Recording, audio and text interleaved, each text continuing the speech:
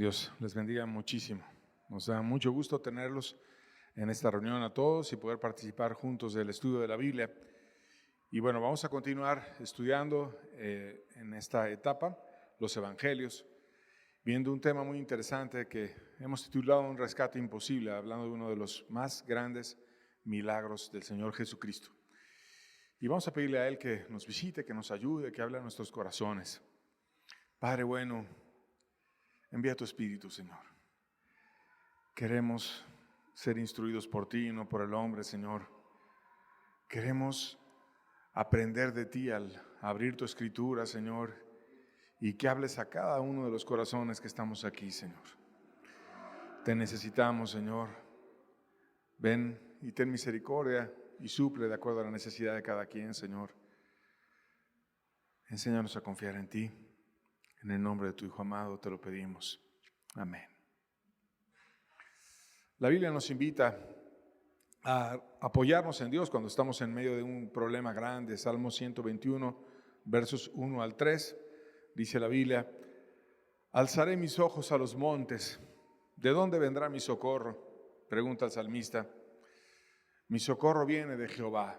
Se contesta después de esa pregunta en una reflexión, algo que se lee rápido pero le tomó tiempo digerir. ¿A dónde podré voltear? A los montes voy a ver, ¿y de dónde vendrá? No hay nadie que pueda venir a ayudarme excepto Dios. Y luego te da razones, dice que hizo los cielos y la tierra, y además Él que es poderoso y que Él es creador y Él es bueno, nos quiere bendecir y nos quiere ayudar, y te dice sus buenas intenciones. No va a dar tu pie al resbaladero, ni se va a dormir el que te guarda. No te va a dejar cayendo una vez y otra vez y otra vez, ni se va a dormir. No lo vence el sueño, no deja de cuidarte, no deja de ver por ti. Él te ama y Él te quiere ayudar. Y esta sensación que tuvo el salmista, que después de su reflexión lo llevó a apoyarse en Dios, muchas veces todos la hemos tenido. Porque todos alguna vez volteamos a ver quién nos ayuda en medio de una adversidad. ¿Quién nos puede dar una mano cuando estamos en aflicción, cuando estamos en dificultades, cuando estamos en deudas, cuando estamos en un problema, en una enfermedad, en una angustia? ¿Quién podrá venir y nos podrá ayudar y nos podrá dar su gracia para vencer? ¿Quién será el libertador de nuestra alma?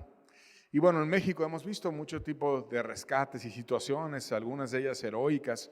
Por ejemplo, cuando fueron los sismos del 85, y también ha habido una tradición de sismos, y lo sabemos todos, en especial en septiembre, también en el 2017 hubo uno reciente.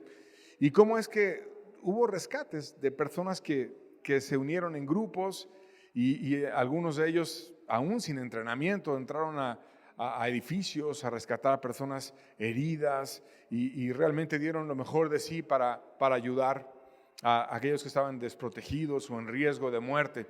Y en una situación así, lo mejor del país salió cuando se unió la sociedad y el gobierno, ayudando a los que estaban desamparados y apoyando y rescatándoles. Y hubo grupos heroicos como los Topos y personas que arriesgaron realmente su vida para ayudar a otros que la tenían peor y que tenían un edificio encima y que estaban en gran dificultad. Y esto no solamente ha pasado en la Ciudad de México, también en Coahuila, por ejemplo, cuando hubo problemas con los accidentes de los mineros. Y eso de las minas también se ha dado en otros países, como en Chile, donde también hubo un esfuerzo amplio para ayudar a rescatar a personas que quedaron atrapadas. Y a cualquier lugar del mundo, a veces los seres humanos sacan un aspecto heroico y empiezan a salvar a otros que están en grandes dificultades. En Tailandia me gustó mucho una historia de un rescate espectacular que hubo en el 2018, en donde 12 niños que estaban en un grupo de fútbol juvenil quedaron atrapados en una cueva. Y llegaron las lluvias, inundaron las salidas de la cueva y se quedaron adentro y estaban en un grande riesgo. Y entonces vieron cómo vamos a sacar ahí a esos niños, y un equipo internacional de buzos expertos en cuevas con apoyo del personal militar de ese país y voluntarios locales se pusieron a ver de qué manera podían rescatar a los niños. Tenían más de 2 semanas adentro de las cuevas y se hizo una noticia mundial. El chiste es que utilizaron técnicas inusuales. Por ejemplo, algunos niños los sedaron porque era demasiado impresionante. Tenías que bucear y tenías que escapar así en una situación que les podría dar pánico, y los sedaron y los llevaron buzos expertos en un peligroso viaje de regreso a través de túneles estrechos y oscuros hasta que finalmente todos fueron rescatados con vida en una operación que parecía casi imposible, pero lo hicieron posible. ¿Y qué decir cuando pensamos, por ejemplo, en abril del 70, en la misión Apolo 13, que se convirtió en un drama de supervivencia, cuando un tanque de oxígeno explotó a la mitad del camino hacia la Luna y de repente 3 astronautas a bordo estaban en una situación crítica y la nave ya no tenía ni para llegar a la Luna ni tampoco suficiente oxígeno para llegar a la Tierra, y se dio la famosa frase que ya es célebre, ¿no? Houston, tenemos un problema. Y empezaron a ver de qué manera, en una hazaña de ingeniería extraordinaria, cómo trabajar, cómo ver lo que había disponible en la nave para instruirles y decirles qué hacer, qué mover, cómo improvisar equipo, y usaron el módulo lunar como un bote salvavidas y finalmente lograron regresar la nave de regreso a tierra. Y los 3 astronautas fueron rescatados en un 17 de abril. Entonces siempre han habido historias en las cuales el hombre llega a rescatar a otros más en dificultades, en problemas, con buenas ideas, con un espíritu heroico. Sin embargo, la Biblia nos dice que todo ser humano necesita ser rescatado. Todos necesitamos un rescate. Y que aquel que está lleno de poder, a pesar de que los hombres a veces llegamos a ayudarnos unos a otros y es bueno, pero aquel que está lleno de poder y siempre tiene la posibilidad de rescatar es Dios. ¿A dónde voy a alzar mi mirada? ¿A quién voy a ver?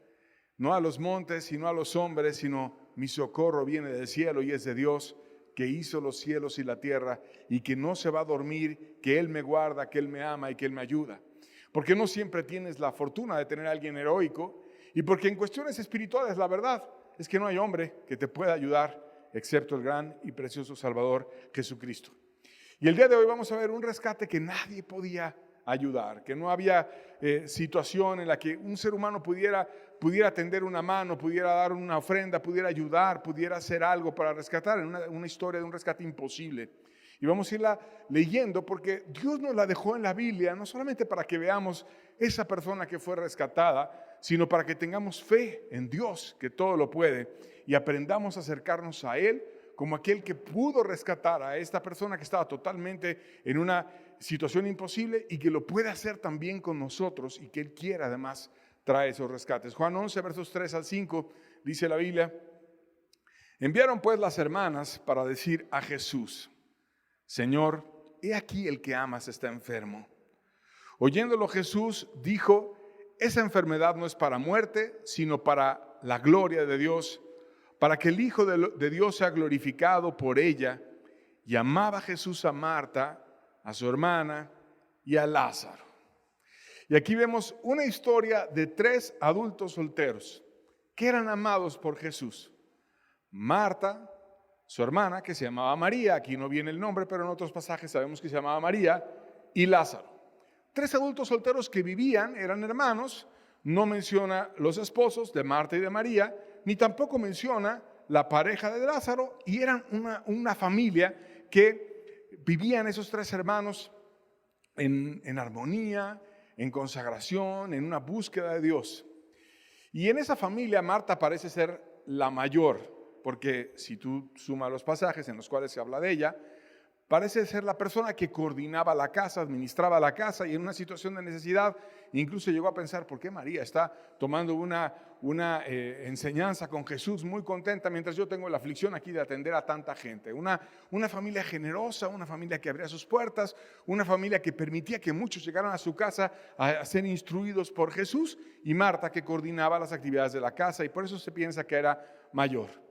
Y María era una joven muy espiritual que recibió ella una revelación de que Jesús daría su vida por todos, y ella amó a Jesús con todo su ser, y es un ejemplo de adoración, de consagración y de encuentro íntimo con Jesús.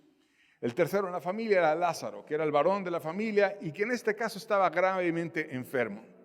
Y entonces ellas buscaron a Jesús. Nosotros buscamos a Jesús en oración, pero ellos buscaron a Jesús de una manera directa, porque Jesús no estaba como ahora, que ya no está en la tierra en cuerpo humano, sino que siendo Dios está siempre presente y puede escuchar nuestra oración, pero en aquel entonces estaba Él físicamente en un cuerpo humano, y le mandaron decir un mensaje.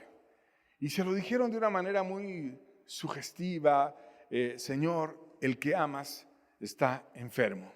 Le ponen una petición, como nosotros hacemos una oración a Jesús cuando oramos, o al Padre, y le ponemos nuestras peticiones. Y su forma de pedir es persuasiva. Le dice: el que amas está enfermo. O sea, la razón por la que yo hago esta petición no es por mi amor, no es porque hubiéramos nosotros recibido a otros en la casa, no es porque te hubiéramos hospedado muchas veces y hubiéramos recibido tus enseñanzas. No es por mí, es por tu amor. Porque el amor que es perfecto no es el nuestro, es el de Dios. Y era la mejor manera de apoyarse para pedir algo que resultara en una gran bendición. Nuestro amor siempre es torpe, siempre es insuficiente, siempre es imperfecto, pero hay uno que está llenísimo de amor. Y entonces ellas, conociendo el grande amor de Dios, usan la mejor forma de persuadir, que es: porque tú lo amas, te pido. Señor, el que amas está enfermo. Y es muy importante que cuando nosotros hagamos una petición a Dios, sepamos: Dios te ama. Dios te ama. Dios te ama. No nada más amaba a Lázaro. Dios ama a cada una de las personas que estamos en este lugar. Dios nos ama. Y nos ama tanto que vino a la cruz a morir Jesucristo por nosotros. Nos ama muchísimo. Si aprendiéramos a pedir apoyados en ese amor de Dios, cambiaría nuestra forma de orar. Y entonces Jesús recibió esa petición: el que amas está enfermo. Pero había muchas circunstancias, porque ya había mucha gente que se estaba levantando para oponer el avance de la obra, y Jesús demoró la visita de ayuda que él tenía para una familia que le mandó pedir su mano, su ayuda, su visita. Cosa que, si te pones a leer en otros milagros, Jesús no hizo con otras personas. Porque te narra la Biblia cuando Jairo fue y le pidió por su hija que estaba muy gravemente enferma. Jesús dijo: yo iré y le sanaré. Y cuando él vio al hijo de la viuda de Naín, él se acercó y fue y le ayudó. Y la mujer de flujo de sangre siempre fue solícito, siempre estuvo ahí. Cuando la suegra de Pedro fue sanada y le juntaron a toda la ciudad, a todos sanó, a todos ayudó, a todos bendijo. Pero increíblemente, aquí demoró la visita. Demoró la visita. Versos 6 al 8, lo seguimos leyendo. En Juan 11 dice: cuando yo, pues, que estaba enfermo, se quedó 2 días más en el lugar donde estaba. Luego, después de esto, dijo a los discípulos: vamos a Judea otra vez. Y le dijeron los discípulos: Rabí, ahora procuraban los judíos apedrearte y otra vez vas allá. Jesús es Dios y Jesús tiene todo bajo control. Y a veces nosotros vemos mucho las circunstancias humanas, los seres humanos que necesitamos ser rescatados, que necesitamos depender de Él, que tendemos a ver cómo es el ambiente, cómo está la gente, cómo son nuestras fuerzas, y a ver lo que nuestros ojos perciben, y que no tenemos las cosas bajo control. Necesitamos apoyarnos de Él para tener esa estabilidad. Y entonces Jesús actuó como Dios, totalmente inamovible, totalmente tranquilo, sabiendo que Él tenía control de todo. Y bajo la perspectiva humana, los discípulos veían que estaba muy difícil regresar para ayudar a Lázaro, y los de la familia de Lázaro veían: pues no viene Jesús y todo se está poniendo peor y se está enfermando más, y si está algo grave, pues empieza mal y luego se va a poner a agonizar y va a ser una circunstancia horrible. Los discípulos pensaban en el bienestar de Jesús, porque le dijeron en ese pasaje que leímos: oye, los judíos procuraban apedrearte, estaban a punto de matarte, y tú dices que ahora vayamos para allá. ¿Cómo es eso que tú quieres regresar? Y vamos a ver cuál fue la ocasión en la cual los discípulos hacían referencia de que habían estado a punto de matar a Jesús. Nos vamos un capítulo atrás, en el capítulo 10 de Juan, versos 30 al 31, leemos una ocasión que así pasó. Dice Jesús hablando: yo y el Padre uno somos. Entonces los judíos volvieron a tomar piedras para apedrearle. Él dio esa declaración: yo soy uno con el Padre. Yo tengo tal comunión y estoy tan cercano al Padre y comprendo tanto el corazón del Padre y estoy tan lleno del Padre, que yo y el Padre uno somos. De una cercanía enorme. ¿Y qué pasó con los religiosos hipócritas que había en aquel entonces? Pues se llenaron de celos. Había muchos celos en ellos. ¿Cómo es posible que él diga que tiene tanta cercanía con el Padre? ¿Cómo es posible que él esté cerca del Padre y yo no? ¿Y por qué él dice que él es uno con el Padre y yo no siento esa cercanía? Yo tengo puras oraciones muertas y pura sequedad en mi alma. Y entonces, te conviertes y dices, qué increíble amor tiene el Padre que nos puede dar esa cercanía. Yo quiero ser también uno, así como Jesús. Quiero ser parte, quiero aprender de Él. O, si tienes el corazón duro, te llenas de celos, te llenas de injusticia y no puedes soportar en la soberbia que alguien tenga algo que tú no tienes, y eso hicieron, tomaron piedras para apedrearle. Tú estás blasfemando, tú eres un maldito, tú eres una persona que no merece ser, no puede haber alguien que pueda tener tal cercanía con Dios, y lo querían matar tristemente. Y entonces los apóstoles recordaron esa ocasión y decían, oye, pero es que te querían apedrear. Y ahora quieres que vayamos de regreso allá, ¿a dónde te querían apedrear? ¿Qué querían hacer ellos? Humanamente querían salvarle la vida a Jesús. Yo no quiero que te maten. ¿Quién va a querer que lo maten si es tu maestro? Si lo tienes con él mañana, tarde y noche, si duermes con él, si estabas en una situación de convivir mucho, de a veces a lo mejor ir de viaje, a lo mejor se hospedaban en el mismo lugar, a lo mejor se quedaban en el campo y estaban muy cerca a Jesús. Nada más tenías que acercarte y decirle a él alguna duda, y Jesús estaba en su amor inmensamente supliendo a sus discípulos, y ellos querían librar la vida de Jesús. Jesús explicó entonces a sus discípulos que su vida no dependía de sus enemigos, sino del Padre. Y es muy importante entender esta verdad. La vida no depende de quien te opone. No depende de cuántos chismes armen de ti o qué tan feroces se levanten en tu contra. La vida depende de Dios. Juan 11, versos 9 al 12 dice, respondió Jesús, ¿no tiene el día 12 horas? El que anda de día no tropieza porque ve la luz de este mundo, pero el que anda de noche tropieza porque no hay luz en él. Dicho esto, le dijo después, nuestro amigo Lázaro duerme, mas voy para despertarle. Dijeron sus discípulos, Señor, si duerme sanará. Hay muchas verdades metidas en estos versículos que acabamos de leer. Primero habla él de la luz. Y al hablar de la luz se refiere a andar caminando alumbrados por Dios y alumbrando a los demás. Andar en luz es una forma de explicar que estamos caminando con Dios de una manera espiritualmente correcta. En un sentido natural, lo comparó con andar de día. Y los viajeros, cuando iban de un lugar a otro, lo hacían transportándose de día, y de día viajaban y llegaban caminando o en un burrito o en algún animal, pero de día, para evitar riesgos de ladrones, lo hacían y llegaban de un lugar a otro.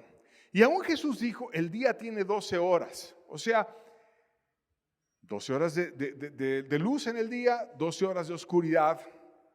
Llega un momento en el que esa luz declina, y está comparando aquí la vida con un día, como diciendo, yo voy a alumbrar todo el día, todo el tiempo que Dios quiera. Mi viaje por este mundo no ha acabado. Y yo quiero hasta la última hora ser luz. No me voy a intimidar por otros que me amenazan para dejar de dar luz. Yo me sobrepongo a las adversidades y no me acobardo por los enemigos que me quieren callar. Y por lo tanto voy a hacer luz siempre. Va a llegar un momento en el que ya va a ser de noche y no voy a poder ser más luz, al menos en este cuerpo, y ahora lo es como Dios, pero hasta que ese día llegue, voy a estar sirviendo.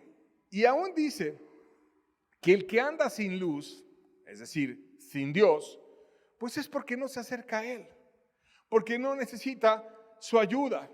Y dice que el que no anda en luz, que el que no anda de día, tropieza. Y es una forma de decirte que para que tú no tropieces, tienes que andar en luz. O sea, si caminamos realmente con Cristo, alumbrando a los demás y recibiendo la luz de Cristo para nuestras vidas, vamos a poder andar sin tropiezos. ¿Por qué las personas tropiezan? Porque no andan con Cristo.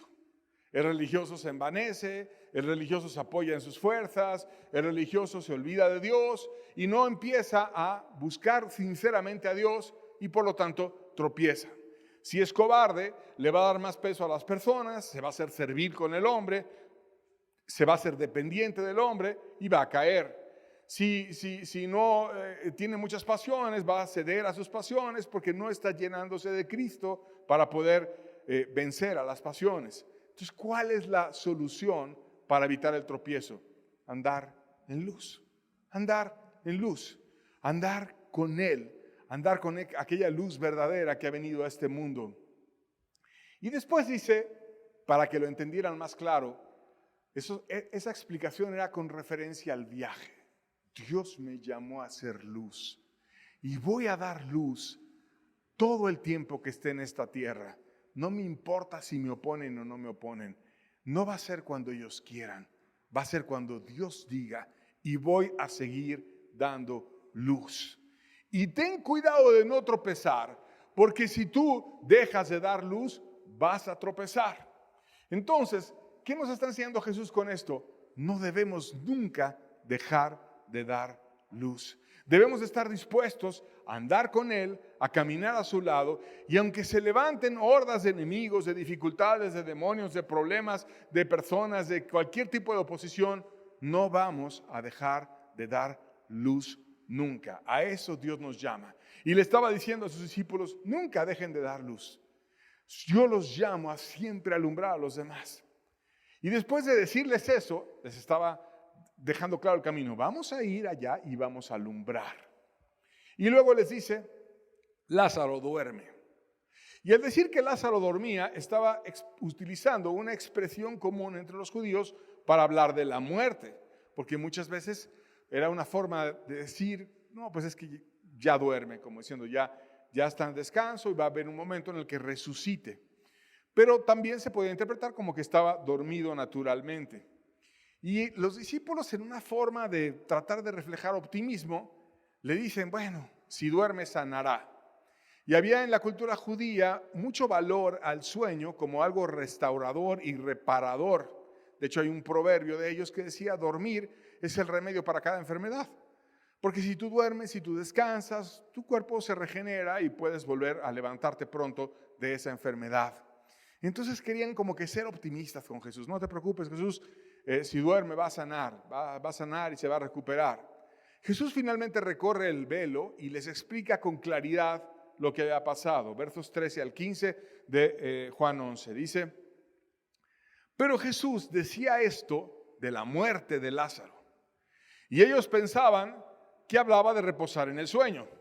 Entonces Jesús les dijo claramente, Lázaro ha muerto. Y me alegro por vosotros de no haber estado allí para que creáis. Mas vamos a él. Explica la situación. Y les da la situación a sus discípulos para que tuvieran fe y para que cuando vieran ese escenario en el cual iban a llegar a un lugar donde todo el mundo iba a estar llorando con dificultad, con angustia, y donde Él iba a hacer un milagro muy grande, que ellos tuvieran fe. Aún dice, me alegro por ustedes, porque no enfrentaron la tristeza que enfrentaron las hermanas Marta y María. Y porque ustedes no estuvieron en esa situación tan agobiante y con tanta dificultad, ahora pueden llegar con más fuerza para ayudar a ellas y consolarlas. Y esto siempre pasa en la iglesia. Algunos podemos caer en dificultad o en adversidad o en problemas y otros no están en esa adversidad. ¿Para qué Dios permitió que tú no tuvieras adversidad y otros sí tuvieran adversidad? Para que tú, que no estás en adversidad, ayudes al que está en adversidad. Porque las que estuvieron en una situación horrible fueron ellas. Mandaron pedir ayuda a Jesús, Jesús demoró la visita, de repente se muere, estaban pidiendo, estaban intercediendo, su oración no fue oída y fue una situación adversa. Ahora tú que no tuviste esa situación, yo quiero que vayamos para poder bendecir a esas personas. Siempre pasa eso. Entonces, cuando tengamos abundancia de algo, es para que suplas con tu abundancia a otros que tienen menos de eso que tú tienes en abundancia. Y eso siempre pasa. Algunos a lo mejor tendrán dinero para que tú ayudes a otros que están en adversidad económica. Algunos tendrán fuerza como los jóvenes para que ayudes a los que ya no tienen tanta fuerza como los mayores. Siempre hay algo que tenemos más unos que otros. Y entonces Dios permite que no suplamos a lo mejor la alegría de los niños, la chispa que ellos tienen y traen una alegría a toda la casa. Tienen algo, su sencillez, su manera de ver la vida y nos enseñan. Y así es como Dios puso a la humanidad. De tal manera que unos tienen más de algo que otros y de esa manera nos podemos suplir todos. Y Cristo les decía a los discípulos, ahora tú tienes algo que ellas no tienen y entonces tú vas a ir a consolar, y me alegro que tú no hubieras enfrentado eso porque puedes llegar con más fe y porque tú ya sabes a lo que vamos y ya sabes que estoy hablando de una esperanza para aquel lugar. Era tan fuerte la presión que Tomás el apóstol, que tendía a ver las cosas negras, pensó que este sería el último viaje de Jesús y que iba a ser asesinado, incluso Tomás y los demás, junto a Jesús. Juan 11, verso 16, dice la Biblia, dijo entonces Tomás, llamado Dídimo, a sus condiscípulos, vamos también nosotros para que muramos con él. Y aquí vemos cómo era él. Primero era llamado Dídimo, que quiere decir gemelo, o sea que tenía un hermano gemelo, uno se hizo apóstol y otro no se hizo apóstol, y aunque se vean igualitos y se parezcan mucho, cada quien decide lo que quiere de su vida. Y Tomás hizo buenas decisiones y Jesús lo llamó a él para ser un apóstol, y al otro hermano no es por la familia, no es por la genética, no es porque tengan igualito el ADN uno que el otro, sino es la gracia de Dios. Y que había aprovechado Tomás, que fue llamado como apóstol. Pero él tenía una debilidad y una fortaleza. En esta frase la vemos. Su debilidad es que veía las circunstancias de oposición y tendía a ver todo muy, muy negro y decía, no, pues nos van a matar a todos. Ya, o sea, veía el futuro, pero de una manera muy pesimista. ¿Cuál era su fortaleza? Su fortaleza es que estaba dispuesto a morir por su maestro.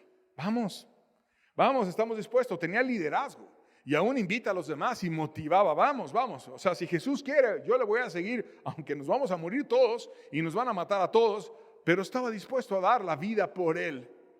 Y hay que tener no solamente esa negatividad que puede ser una situación de fe que Dios estaba construyendo también en Tomás y en los demás, pero también ese deseo que él tenía, y hay que reconocerlo, en una parte positiva de dar todo por Dios. Y en eso se veía un hombre consagrado, aunque con una debilidad en la fe, la cual Dios construyó para levantar a un poderoso Tomás. Y bueno, seguimos adelante en los versos 17 y 19, vemos que cuando llegaron, la tragedia estaba muy grande y habían pasado ya 4 días del deceso de Lázaro. Dice la Biblia, vino pues Jesús y halló que hacía ya 4 días que Lázaro estaba en el sepulcro. Betania estaba cerca de Jerusalén, como a 15 estadios, y muchos de los judíos habían venido a Marta y a María para consolarlas por su hermano. Y aquí nos damos cuenta que era una muerte sorpresiva, una muerte muy rápida. Poco tiempo después le mandaron a Jesús la nota de que Lázaro había fallecido. Primero le mandaron la nota de que pidiera ayuda y de él se demoró 3 días, etcétera, y después cuando ya llegó ya habían fallecido. No sabemos exactamente en qué lugar estaba, pero tomó tiempo el viaje y ya tenía 4 días de haber fallecido. Y entonces vamos a pensar en aquellas hermanas. ¿Cuántas tentaciones podrían haber tenido? Podrían haber tenido tentaciones a la amargura contra los judíos, porque pues quizás dijeron, pues si los judíos no estuvieran oponiendo todo el tiempo a Jesucristo, a lo mejor él habría venido sin dificultad. Pero si no vino, pues es porque hay una horda de asesinos aquí que lo quieren matar, y ellas lo sabían muy bien, porque hasta lo resguardaban en su casa, y pues entonces pudieron haberse amargado contra ellos. También pudieron haberse llenado de incredulidad, porque yo pedí para que las cosas cambiaran y no cambiaron. Y él me había dicho que me amaba, y él había dicho que amaba a mi hermano, y mira la hora. Estaba gimiendo, estaba temblando, estaba mal y finalmente murió. Y se pudieron haber sentido vulnerables, porque Lázaro, como quiera, era el hombre de la casa. Y ahora nos quedamos 2 mujeres solas. Y al sentirse que los amigos pues quizás no les apoyaron porque estaban llegando ya que tenía 4 días de muerto y muchos venían a consolarle. Porque fue algo sorpresivo, donde de repente estaba grave, mandan la nota, se pone peor, se muere, y entonces estaban empezando a llegar sus amigos a consolarles, a amarles y a decirles que había esperanza o que había algo a lo mejor orientado a la resurrección de acuerdo al concepto judío. El caso es que ellas necesitaban consuelo y donde ellas vivían estaba aproximadamente a 3 kilómetros de Jerusalén, que era una distancia caminable, y muchos de ellos, de sus amigos, debieron de haber viajado para visitarles. El cuerpo ya tenía 4 días en el sepulcro y no era como en México que muere una persona y la velas y después a veces al día siguiente o en ocasiones incluso hasta 2 días después la entierras, si es que no es un personaje célebre, que pueden hacerle muchos honores antes de que vaya a descansar en la tumba.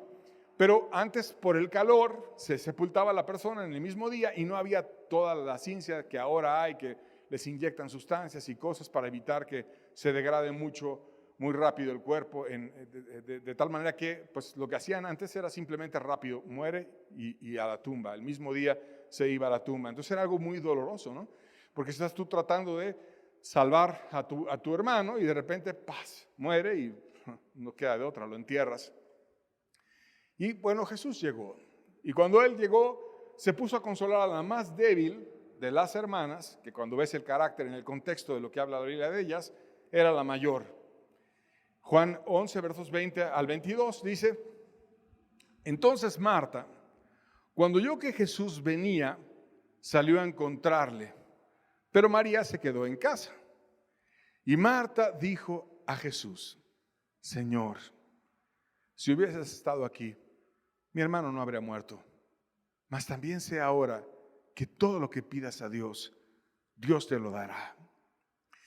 Y vemos aquí un cambio en Marta, porque antes ella había estado afanada y turbada en muchas cosas, en una visita previa, y María le había dado el primer lugar a Jesús. Pero aquí Marta, en esta situación, deja a todos en casa y va a ver a Jesús. Incluso María se quedó en casa. Entonces se ve una Marta diferente, una Marta más fuerte, una Marta que coordina, que es la jefa de la casa y que va a encontrar a Jesús. Y te das cuenta de la persecución y de la dificultad que había, porque Jesús no se va a meter a la casa directo, sino que se queda en algún lugar, quizás cercano a la tumba, y manda llamar, y Marta va entonces a recibirle, donde vemos el contexto de persecución y de dificultad. Y entonces ella habla y se ve que tenía una fe, porque le dijo: pues si hubieses estado aquí, mi hermano no habría muerto. O sea, yo sé que tú tienes poder, y si tú hubieses estado aquí, él no hubiera muerto. Era una fe, pero era limitada. Jesús pudo haber resuelto el problema, pero como no estaba aquí, no lo resolvió. Por lo tanto, el poder de Jesús es limitado al lugar en donde esté Jesús. Si Él está aquí, Él lo puede resolver. Y si Él no está aquí, Él no lo puede resolver. Y en ese sentido, si comparamos su fe con la fe del centurión, que él, como ya hemos estudiado, dijo: no, tú nada más da la palabra y aunque no llegues porque no soy digno de que tú llegues a mi casa, con eso va a sanar. Es todo lo que yo necesito, que tú liberes la promesa. Y con que tú liberes la promesa, no soy ni digno de que pises mi casa, Él va a sanar. La fe del centurión era más grande que la fe de Marta. Pero, a pesar de eso, tenía fe. No una fe muy grande, pero tenía fe. Y no tenía una revelación total y completa de Dios, sino que tenía esa fe que se estaba construyendo y se estaba haciendo algo mayor. Porque aún le dice: yo sé que todo lo que pidas al Padre te lo dará. Que es una declaración real y que pronto se iba a poner a prueba esa declaración de Marta, si es que de verdad todo lo que Jesús le pide al Padre se lo iba a dar. Entonces Jesús edificó la fe de Marta, que estaba en crecimiento, y la llevó a una confianza mayor. Versos 23 al 25, seguimos leyendo, dice: Jesús le dijo: tu hermano resucitará. Marta le dijo: yo sé que resucitará en la resurrección, en el día postrero. Le dijo Jesús: yo soy la resurrección y la vida. El que cree en mí, aunque esté muerto, vivirá. Grandes verdades hay en estos versículos. como todo lo que le pida al Padre Él me lo va a dar, yo le voy a pedir algo que te va a llenar de alegría. Él va a resucitar. Y entonces Marta le responde con algo teológico. Sí, yo sé que en el día postrero va a resucitar. Que tenía una fe de que evidentemente en el cielo se va a levantar, etc. Pero Jesús reta esa fe y le dice, no se trata del tiempo, no hay límites para mí. Yo soy la resurrección y la vida. Yo tengo el poder. Yo soy aquel que puede liberar la vida sobre lo que sea. La vida está en mí y yo lo puedo resucitar cuando yo quiera. Lo puedo resucitar ahora, lo puedo resucitar en el tiempo final, en el cielo. Yo soy la resurrección y la vida. Marta seguramente se quedó digiriendo esas palabras, porque cuando tú lees el pasaje, cuesta trabajo pensar y entender a qué se refiere y qué tantas verdades hay. Está como para digerirlo. Y yo pienso que se quedó pensando en qué gran revelación Dios le estaba dando. Y le dijo una verdad que es una promesa ampliada, no solamente para Marta, sino para todos. Versos 26 al 27 dice, y todo aquel que vive y cree en mí, no morirá eternamente. ¿Crees esto? Le dijo, sí, Señor, yo he creído que tú eres el Cristo, el Hijo de Dios, que has venido al mundo.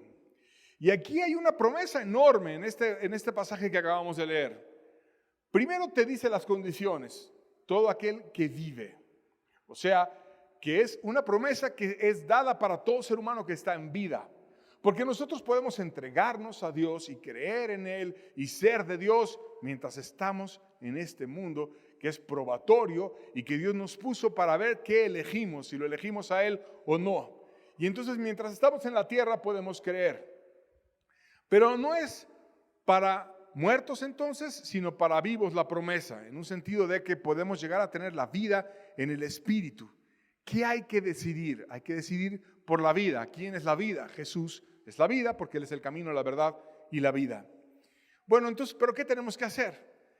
Te dice el pasaje, cree en mí.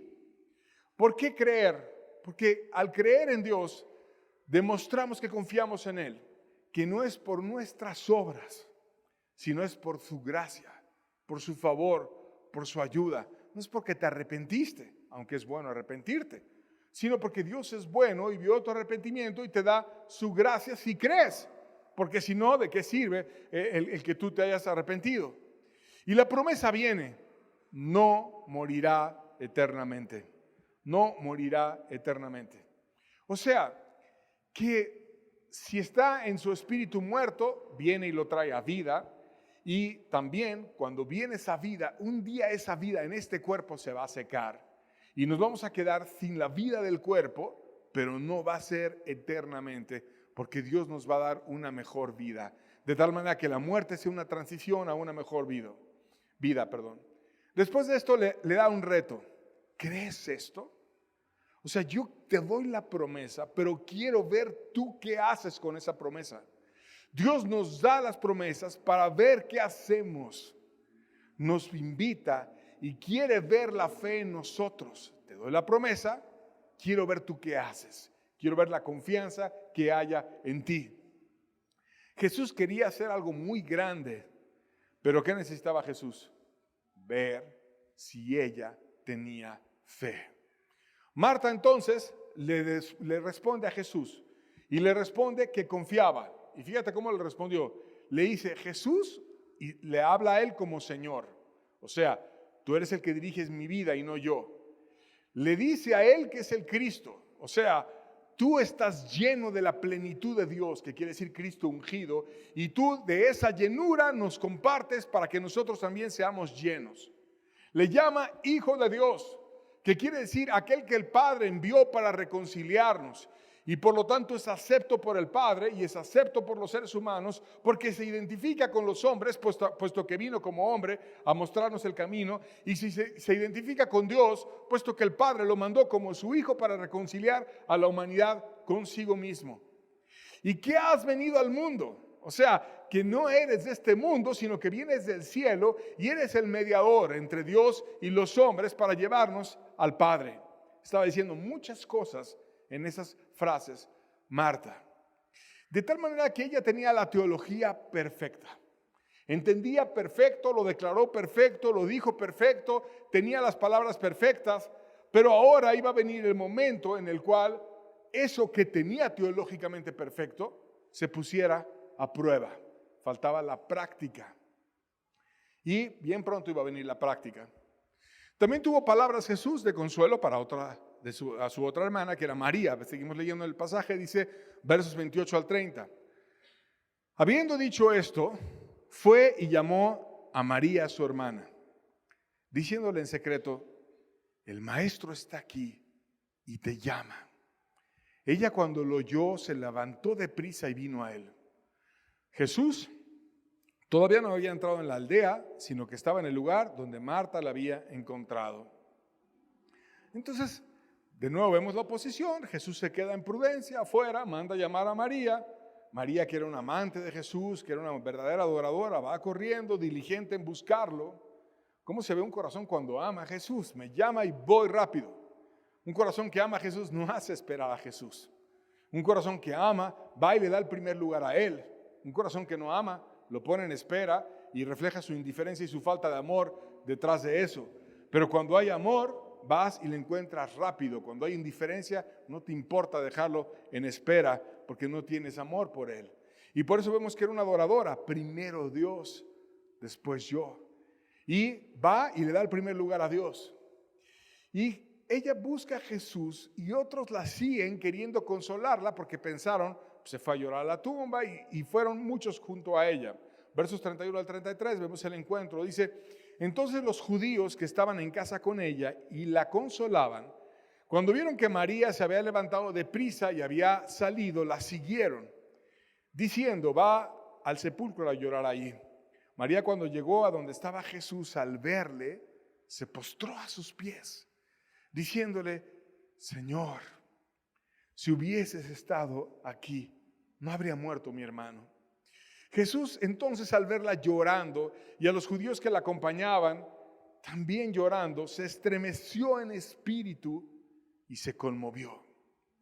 Entonces los judíos de buen corazón la siguen. Los que eran diferentes dijeron: María se fue, yo ya cumplí, ya le di el abrazo, ya me voy. Pero cuando llegan, ven a María postrada ante Jesús, como diciendo: ¿cómo pasó? Yo te amo. Mira, yo la verdad quería que mi hermano sanara, pero te amo. No me vengo a quejar contigo, te vengo a amar, te vengo a adorar. Y una adoración como la que tenía María en ese momento nos recuerda a la adoración de Job cuando perdió todo y él dijo: Jehová dio, Jehová quitó, sea el nombre de Jehová bendito. Y cuando estaba ahí, le abre su corazón en necesidad y le dice: si hubieras tú estado ahí, no habría pasado nada. Que no era una queja en amargura, sino era un lamento al decir: yo quería a mi hermano, yo no quería que él muriera. Y al ver la entrega, la adoración de María, y al ver cómo estaban todos los judíos que también estaban conmovidos por la situación, y Marta al lado, Jesús se conmovió en espíritu. Y vemos que es poderoso el amor sincero de una persona, aún para conmover al Dios del universo y dueño del universo.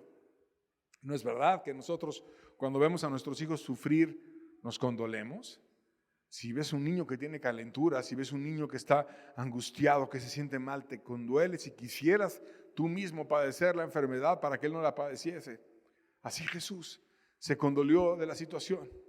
Seguimos leyendo versos 34 al 38, vemos cómo Jesús lloró con ellos y se acercó a la tumba de su amigo, dice la Biblia, y dijo: ¿dónde le pusisteis? Le dijeron: Señor, ven y ve. Jesús lloró. El verso más corto de la Biblia, pero con un profundísimo significado. Dijeron entonces los judíos: mirad cómo le amaba. Y algunos de ellos dijeron: ¿no podía este que abrió los ojos al ciego haber hecho también que Lázaro no muriera? Jesús, profundamente conmovido otra vez, vino al sepulcro. Era una cueva y tenía puesta una piedra encima.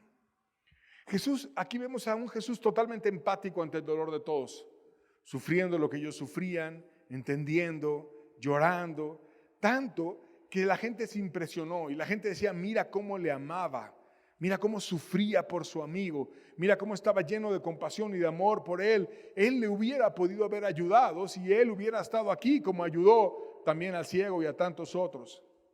De pronto, Jesús pidió un apoyo inesperado. Y entonces venía el momento de la prueba. Juan 11, versos 39 al 40, dice, dijo Jesús, quitad la piedra. Marta, la hermana del que había muerto, le dijo, Señor, hiede ya, porque es de 4 días.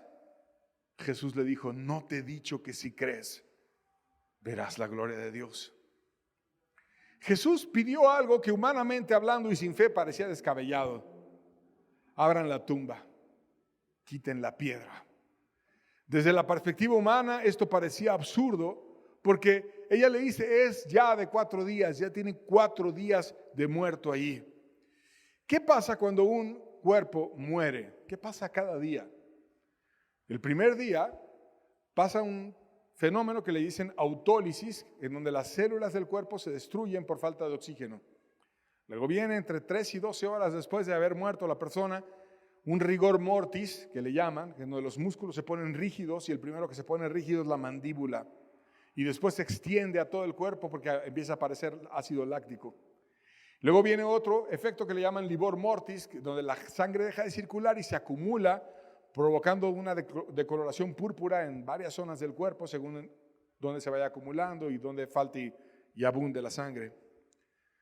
El segundo día, esos procesos que antes describí continúan y se empieza a desarrollar un hinchazón. Las bacterias del intestino que continúan vivas se multiplican y se descomponen en el cuerpo. Se generan gases de amoníaco, dióxido de carbono y metano que ayudan al crecimiento sobre todo del abdomen. Empieza a crecer el abdomen lleno de gases.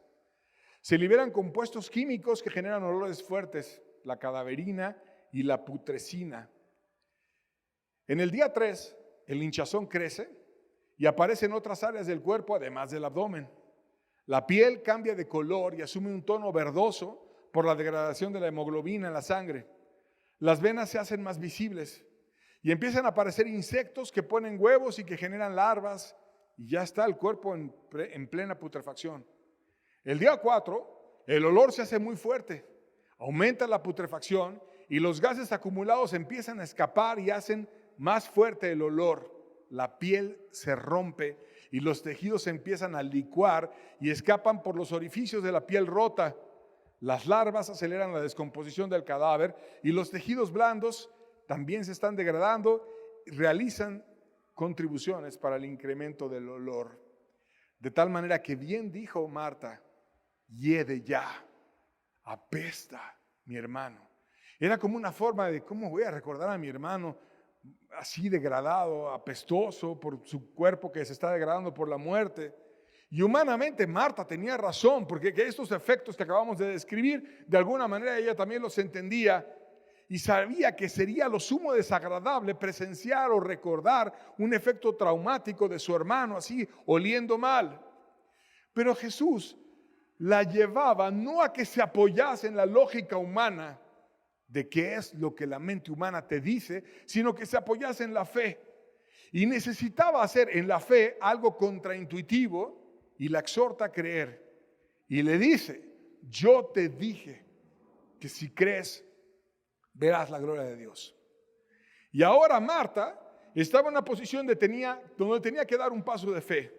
¿Qué paso de fe? Actuar. Porque Jesús le dijo que abrieran la tumba, pero la que tenía la autoridad para abrir la tumba era ella, porque era la jefa de la casa. Y cuando Jesús dijo, abran la tumba, pues todo el mundo volteó a ver a Marta como diciendo, ¿la abrimos o no? Porque no era la tumba de Jesús, era la tumba de Lázaro, y él estaba muerto, y la que tenía la autoridad para abrir o cerrar la tumba era Marta. Así que ella tenía que decir, abran la tumba o no abranla, y todo el mundo iba a respetar lo que ella dijera. Pero Jesús le estaba pidiendo que moviera la piedra para ver un gran milagro que él estaba por hacer. Y cuando estamos en una gran dificultad y en un gran problema, imagínate la angustia que ella sentía. El decir, voy a hacer algo loco. Mi hermano está de adentro, apesta a mi hermano, y Jesús me está pidiendo que yo mueva la piedra de la tumba, y ella tenía que dar la orden. A lo mejor ella no la iba a mover, pero había muchos jóvenes ahí que podían llegar a empujar la piedra y abrirla. Si Marta decía. Entonces por eso sabía, gran decisión se me vino encima. Y le dice a Jesús su tentación: hiede ya, Señor, ya hace 4 días, ¿cómo me pides que yo abra la tumba? Y Jesús le contesta: yo te dije que si crees, verás la gloria de Dios. Yo te mando que creas para que veas la gloria de Dios. Marta dio el paso y Jesús también, pero Jesús lo dio después que Marta dio su paso de fe. Y ese paso de fe que dio Marta, estamos todos llamados a darlo en muchas circunstancias adversas y difíciles, donde a veces no te cuesta, no te es claro creer, no te es fácil creer, no te es sencillo creer. Pero Dios te llama a creer y a confiar en Él, que es más grande que las circunstancias y que Él puede vencer cualquier dificultad. Eso es fe, confianza en Dios. Marta actuó, versos 41 al 43, y Jesús también. Entonces quitaron la piedra donde había sido puesto el muerto, y Jesús, alzando los ojos a lo alto, dijo: Padre, gracias te doy por haberme oído. Yo sabía que siempre me oyes, pero lo dije por causa de la multitud que está alrededor, para que crean que tú me has enviado. Y habiendo dicho esto, clamó a gran voz: Lázaro, sal fuera. El turno de Marta, dar la orden y que ocurra. Abrir la tumba con 4 días de muerto su hermano. Y dejó, porque ella actuó, que viniera el turno de Jesús. ¿Qué hizo Jesús en su turno? Dio gracias. Todavía ni ocurría el milagro y ni importaba a la gente ni nada. Lo primero que hace es dar gracias, expresar su fe al Padre. Yo tengo un corazón agradecido contigo, Padre. Yo sé que siempre me oyes. Y es más, lo digo no porque crea que no me oyes, sino lo digo por causa de los demás, para que crean que tú me has enviado, porque yo sí creo en ti. Y Él pidió para que la gente tuviera más fe a través de este milagro, porque Él sabía que muchos íbamos a estar oyendo el milagro después. Y dio después una orden a gran voz y con gran autoridad: Lázaro, ven fuera. Le llama Jesús a Lázaro. El pensamiento forzado para todos sería: si Jesús habla a un muerto, ¿el muerto escucha? Si Jesús da la orden al que no tiene vida, ¿el que no tiene vida se levanta? Todos esos procesos que ya estaban en Lázaro, que ya las células ya habían muerto, que habían estado en estado de putrefacción, que ya la sangre estaba acumulada, que ya la piel del estómago estaba hinchada y rota y empezaba a apestar, y ya estaban licuados los tejidos, todos esos procesos que iban a hacer de ellos. Si Jesús habla, se reversa todo y regresa a Él a la vida, y la enfermedad que lo llevó a la muerte se quita. ¿Podrá un muerto oír a Jesús? Jesús dio la orden y ahora faltaba el turno de Lázaro. Versos 44 a 45, seguimos leyendo la historia. Y el que había muerto salió, atadas las manos y los pies con vendas y el rostro envuelto en un sudario. Jesús le dijo: desatadle y dejadle ir. Y entonces muchos de los judíos que habían venido para acompañar a María y vieron lo que Jesús hizo, creyeron en Él. Salió obviamente Lázaro cuando Jesús le habló, porque si el que da la vida te habla, vuelve la vida a ti. Porque Él dijo: yo soy la resurrección y la vida. Y el que cree en mí, aunque esté muerto, vivirá. Y si Él dio la orden, Lázaro vuelve a la vida. Y ahora era el turno de Lázaro salir. Y salió como pudo. Porque salió pues atado, era casi como una momia que lo estuvieron preparando, iba con vendas y el sudario, y hasta salió quitándose el sudario y a lo mejor caminando con dificultad, con los 2 pies, etcétera. Impresionó a todo el mundo. Y le dijo: bueno, ya desátenlo. Imagínate qué alegría desatar a un muerto que estaba ahí quitándose las ventas y todo, y que había regresado a la vida porque Jesús dio la orden. ¿Qué hizo entonces Lázaro? Obedecer. Simplemente Jesús me llama y salió desatándose y su rostro envuelto, y los demás le ayudaron. Los demás judíos le ayudaron y terminaron creyendo todos. La razón era entonces dar fe. Y obviamente el milagro era para Lázaro, para sus hermanas, pero también para nosotros. Y el milagro fue tan grande que trajo oposición de la gente más endurecida a Jesucristo. Versos 46 al 48, seguimos leyendo la historia, dice: pero algunos de ellos fueron a los fariseos y les dijeron lo que Jesús había hecho. Entonces los principales sacerdotes y los fariseos reunieron el concilio y dijeron: ¿qué haremos? Porque este hombre hace muchas señales. Si le dejamos así, todos creerán en él. Y vendrán los romanos y destruirán nuestro santo lugar y nuestra nación. Los fariseos también vieron la señal. No de forma directa, sino indirecta, porque fueron y se la contaron. Y no eran piadosos porque eran unos hipócritas, como suelen ser los religiosos. No estaban ahí consolando a Marta y a María. No. Ellos están para pedir dinero y para hacer injusticias, no para hacer actos piadosos. Y entonces van y les cuentan la historia y empiezan a sacar su engaño religioso. Todos se van tras de él. Los romanos van a venir y destruir nuestro templo. Se va a acabar el lugar santo, que es el lugar donde mora Dios, en el templo. Y nuestra nación va a perecer, todo va a perecer por culpa de ese. Es un acto totalmente injusto lo que estaban ellos haciendo. Y eso siempre pasa en la gente religiosa. Unos reciben un testimonio para vida. ¿Quiénes? Los que creyeron. Y los otros para muerte. Los que lo usaban para oponer a alguien que se levantaba y era el dueño de la iglesia, pero al religioso le gusta ser el dueño él. Yo quiero ser el dueño, yo quiero tener el poder, yo quiero el diezmo, yo quiero el dinero, yo quiero las cosas. Así son, egoístas y queriendo usar a la gente, pero no quieren llevar a la gente a la vida. Pero fue tan grande la señal que el sumo sacerdote, con soberbia, dijo que habría que matar a Jesús por esa señal. Versos 49 al 51, seguimos leyendo, dice: entonces Caifás, uno de ellos, sumo sacerdote del año, les dijo: vosotros no sabéis nada. Fíjate cómo son bien soberbios los religiosos. No sabéis nada, ni pensáis que nos conviene que un hombre muera por el pueblo y no que toda la nación perezca. Esto no lo dijo por sí mismo, sino que como era el sumo sacerdote de aquel año, profetizó que Jesús había de morir por la nación. Y vemos la actitud religiosa soberbia. Ustedes no saben nada, así es el jefe de todos. Yo sé más que todos, yo soy el que te digo cómo se hace. Ustedes no saben nada. Los líderes religiosos se endurecen y se llenan de soberbia. Y con dureza tratan a los demás. Ya no aceptan consejos de nadie por soberbios. Lo que importa es lo que yo digo. Yo te voy a declarar. Ustedes son ignorantes, ustedes no saben nada. Así son. Nunca pueden abrir un tema, nunca pueden oír a los demás qué opinan, porque están llenos de soberbia y nada más importa lo que ellos dicen. Después viene la injusticia, pero disfrazada de piedad.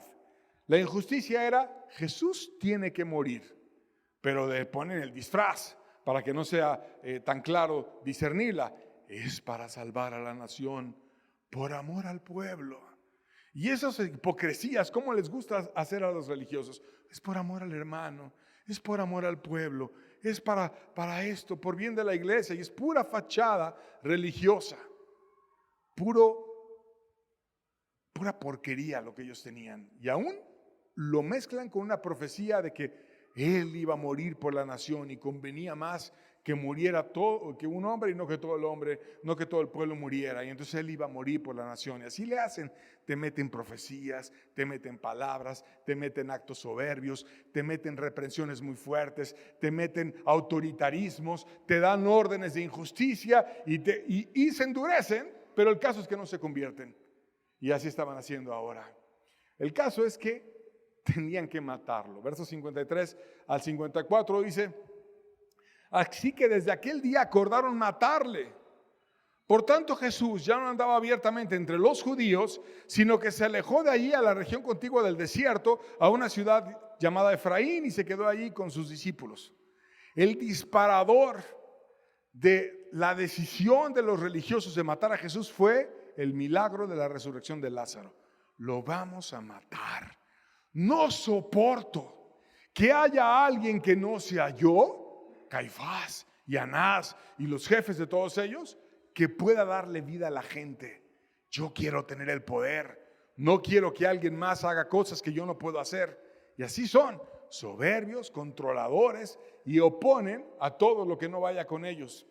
Fue tan impresionante el milagro que no solamente a Jesús, sino a Lázaro también resolvieron matarle. Capítulo 12, versos 9 al 11 del libro de Juan dice: gran multitud de los judíos supieron entonces que él estaba allí y vinieron no solamente por causa de Jesús, sino también para ver a Lázaro, a quien había resucitado de los muertos. Pero los principales sacerdotes acordaron dar muerte también a Lázaro, porque a causa de él muchos judíos se apartaban y creían en Jesús. ¿Qué se puso a hacer Lázaro? A dar testimonio. No, pues sí, yo estaba en la tumba y de pronto oí la voz: Lázaro, sal fuera. Oí la voz, pues ¿qué más? Jesús me pidió que saliera afuera, pues salí. No, pero ¿qué sentiste, Lázaro? ¿Cómo fue? ¿Cómo es estar muerto? No, yo me sentía terrible y a lo mejor describía su enfermedad y de pronto esto, lo otro, me desconecté. Lo último que vi fue cuando me estaban tratando de atender mis hermanas, etcétera, y de pronto estaba todo oscuro y oí la voz. Y era Jesús que me hablaba y entonces obedecí y salí. Se puso a dar testimonio, de alguna manera habló su historia, no se acobardó. No importa que otros me quieran matar, no importa, yo tengo que hablar que alguien cuando yo estaba muerto me regresó a la vida. Y ese alguien te puede también ayudar a ti, por lo tanto te quiero hablar de ese Dios poderoso.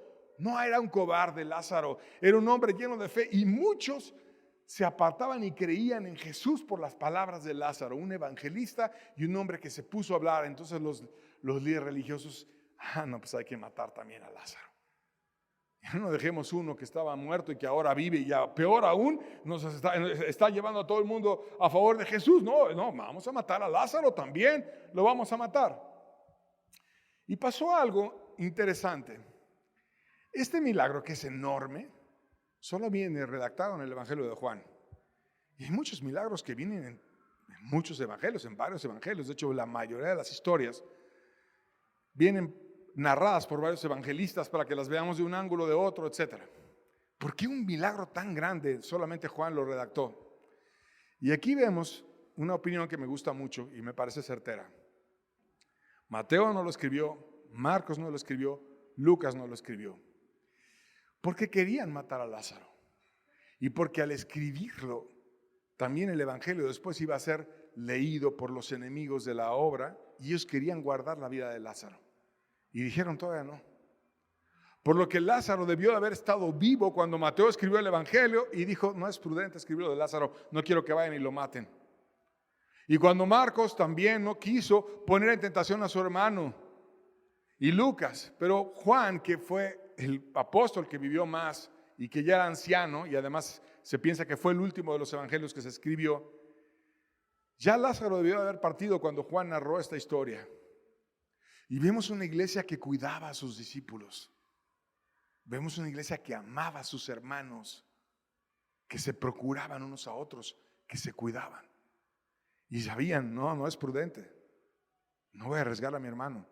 Todos lo saben y él va y lo dice, ok, pero todavía no es prudente.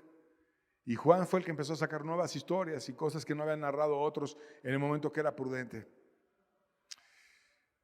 Y no solamente Lázaro, sino además otros creyeron al ver el milagro y contaban la señal y hacían que se volvieran otros a la fe real. Versos 17 al 19, seguimos leyendo la historia, dice: y daba testimonio la gente. Ya no era Jesús, ya no era Lázaro, ya no era María, sino era la gente que estaba con él cuando llamó a Lázaro en el sepulcro, aquellos que le quitaron las vendas y demás, y le resucitó de los muertos. Por lo cual también había venido la gente a recibirle, porque había oído que él había hecho esta señal. Pero los fariseos dijeron entre sí: ya veis que no conseguís nada. Mirad, el mundo se va tras él. Tuvo un efecto enorme la resurrección de Lázaro. El mundo se va tras Jesús. No conseguimos nada. Ahora la misma, ya no nada más es Lázaro, ya no nada más es Jesús. No solamente son sus discípulos, también la gente que le quitó las vendas a Lázaro está diciendo que él fue resucitado y que ellos lo vieron. Por eso es un milagro grandísimo. Ahora, ¿por qué Jesús nos dejó ese milagro? Porque a final de cuentas demuestra algo el milagro. Yo soy la resurrección y la vida. El que cree en mí, aunque esté muerto, vivirá.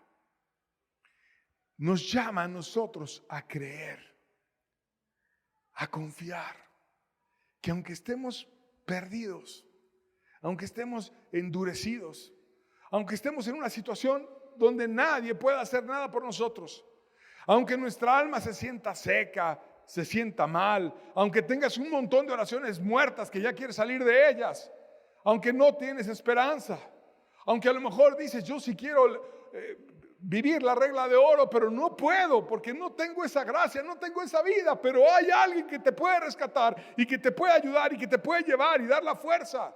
Y a lo mejor dices, ya muchas veces lo he intentado y mis pasiones siempre me vencen y siempre caigo una y otra vez, pero hay alguien que te puede dar la mano y llevarte a la luz. Cuando Jesús llegó, la muerte se fue, la vida llegó, la gracia empezó a actuar en Lázaro. Y eso pasa en cualquiera. Recordemos las palabras de Marta para terminar ese mensaje. Juan 11:25. Le dijo Jesús, yo soy la resurrección y la vida. El que cree en mí, aunque esté muerto, vivirá. Jesús es esa resurrección. Jesús es la vida. Debemos de creer en Dios. Debemos de voltear a Él. Debemos de apoyarnos en Él. Debemos ser suyos. Y yo te quiero invitar a que hagamos una búsqueda de Dios y que nos concentremos en Dios. Él está aquí. Y que hagas un acto de fe, que te olvides del de al lado, que cierres tus ojos, que no te vayas sin pensar en Dios y en buscar a Dios. Y piensas qué problema puede haber en ti que a lo mejor ya te tiene harto. A lo mejor no has encontrado tu salvación muchas veces. Y Dios quiere hoy que tú creas en Él. Quiere hoy que tú tengas tu esperanza puesta en Él. Yo soy la resurrección y la vida. El que cree en mí, aunque esté muerto, vivirá. Dios está aquí. Dios te escucha. Dios quiere ver si tú crees en Él. Dios quiere ver si tú vas a ver las circunstancias, el entorno, el canto, el hermano, la congregación, o vas a verlo a Él. No es ver el entorno, es ver a Jesús. El que cree en mí, aunque esté muerto, vivirá. Marta dio una orden: abran la tumba, cuando Jesús pidió que se abriera. Y dio un paso de fe. Y si no hubiera dado la orden, no hubiera pasado nada. Tú también tienes que dar un paso de fe. Tienes que creer. Tienes que ser suyo, ser suya. Creer en Él. Lázaro no tenía esperanza. Era un rescate imposible. Era un rescate para el cual no hay ser humano que te pueda sacar de la muerte. No hay nadie. Nadie puede traer tu alma a la vida. No hay hombre, no hay ser humano. Solo hay uno. Un solo mediador entre Dios y los hombres, Jesucristo. Y Él es la resurrección y la vida. Tú podrás decirle: Jesús, aquí está mi alma muerta. Envía una palabra y voy a volver a la vida. Yo no sé cuál es tu necesidad. Solo sé que Dios es más grande que tu necesidad. Y que Él no está sordo. Y que Él escucha una petición. Y si tú quieres, Él puede ser un Salvador también hoy para ti. Te puede bendecir, te puede visitar, te puede consolar, te puede sanar, te puede ayudar. Es más grande que tus problemas, es más grande que tus angustias. Es Dios. Él puede hacer un rescate imposible. A lo mejor muchas veces has tratado y no has podido. Ahora deja que Él lo haga. Él está aquí. Él te puede ayudar. Él te puede oír.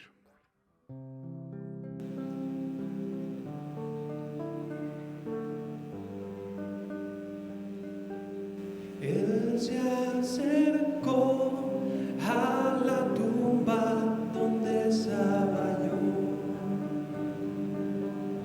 Eran tinieblas hasta que Él llegó.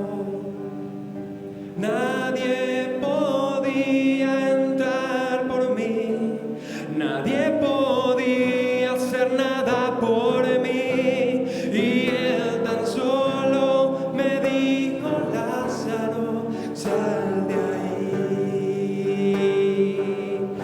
Él se acercó a la tumba donde estaba yo. Eran tinieblas hasta que Él llegó. Nadie quería entrar por mí, nadie podía hacer nada por mí, y Él tan solo me dijo: Lázaro, sal de ahí. Me resucitó, me resucitó, me resucitó, me resucitó, y ahora tan solo del quiero hablar, y ahora tan solo para Él vivir. Lo mismo puede en ese día hacer por ti. Y me dijo: Lázaro, sal de ahí. Me dijo: Lázaro, sal de ahí. Y ahora tan solo del quiero hablar, y ahora tan solo para Él vivir. Lo mismo puede en ese día hacer por ti. Me resucito, me resucito, me resucito, me resucito, y ahora tan solo del quiero hablar, y ahora tan solo para Él vivir. Lo mismo puede en este día hacer por ti. Y me dijo: Lázaro, sal de ahí. Me dijo: Lázaro, sal de ahí. Y ahora tan solo del quiero hablar, y ahora tan solo para Él vivir. Lo mismo puede en este día hacer por ti. Lo mismo puede en este día hacer por ti. Lo mismo puede en este día hacer por ti.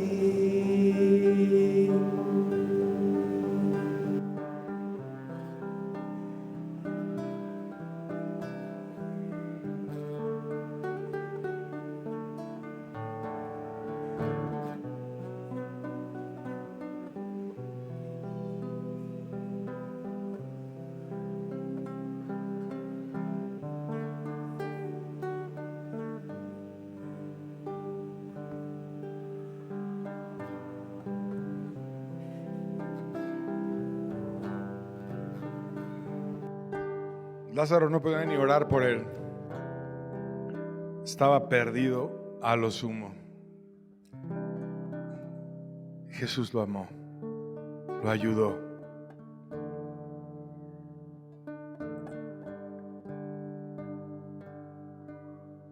Él representa el poder de Jesús para hacer lo imposible. Y ese milagro lo quiere hacer en cada alma humana. Cuando estamos lejos de Jesús, desconectados, indiferentes, necios, en pasiones, en incredulidades, en dificultades, estamos muertos. Pero si somos humildes y sinceros, Jesús va a abrir el cielo para cada uno de nosotros. En Él está la vida. ¿No te he dicho que si crees, verás la gloria de Dios? Esas palabras son para Marta y para nosotros. Como Marta nos cuesta trabajo creer. Como Marta vemos las circunstancias, las adversidades. Pero la fe es no ver el problema, es ver a Dios. Y cuando vemos a Dios y nos acercamos a Él, Él puede tocar el corazón más duro. Él puede derretir el alma más indiferente. Él puede arreglar la circunstancia más difícil. Porque Él es Dios. Y no hay imposibles para Él. Él te ama. Él te quiere levantar y ayudar. Él quiere llenarte de vida. Él es el Salvador del mundo. Qué gusto salir de la tumba y ver a Jesús sonriendo. En Él está la vida. Cuando ores, piensa, en Él está la vida. Y Él no es avaro, Él la quiere compartir.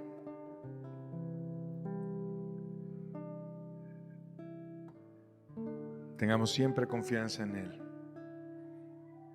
Y busquemos de todo corazón su gracia, que está extendida para el humilde, el que quiera creer.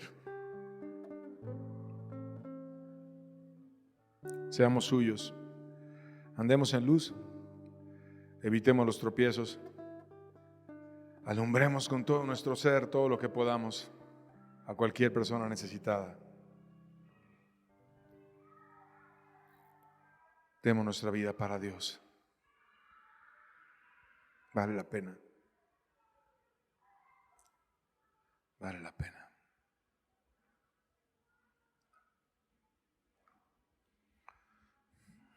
Con eso terminamos. No te preocupes. Jesús va a estar en tu casa. Jesús va a estar en tu coche. Jesús va a estar mañana, pasado. Está muy cerca.